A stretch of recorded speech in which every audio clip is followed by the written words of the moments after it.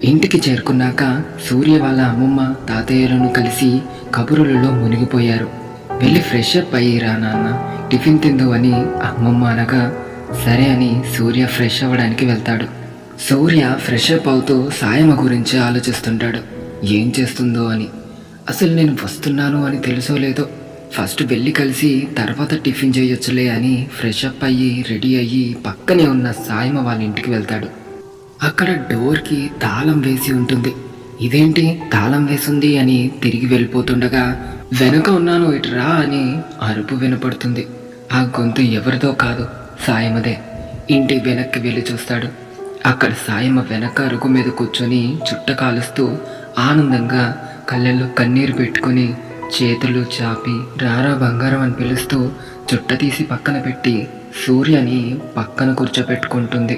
ఏంటి ఇంటికి తాళం వేసింది, నువ్వేమో ఇక్కడ కూర్చున్నావు అని అడుగుతాడు. నేను లేననుకుని తాళం వేసినట్టున్నారు పిచ్చోళ్ళు అని ముసిముసి నవ్వులు నవ్వుతూ ఎలా ఉన్నావురా, నీకోసమే ఎదురు చూస్తున్నా, చాలా కాలం అయిపోయింది నిన్ను చూసి, పెద్దవాడివి అయిపోయావే అని సాయమ్మ కళ్ళల్లో నీళ్లు పెట్టుకుంటూ తన ప్రేమని తెలియజేస్తుంది. ఇంతలో సూర్య వాళ్ళ అమ్మమ్మ పిలుస్తుంది. నాన్న సూర్య, టిఫిన్ చల్లారిపోతుంది రా నాన్న అని అరుస్తుంది.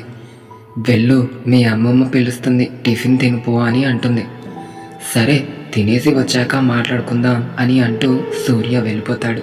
స్నానం చేయగానే ఎక్కడికి వెళ్ళిపోయావురా టిఫిన్ చేయకుండా అని అడుగుతుంది.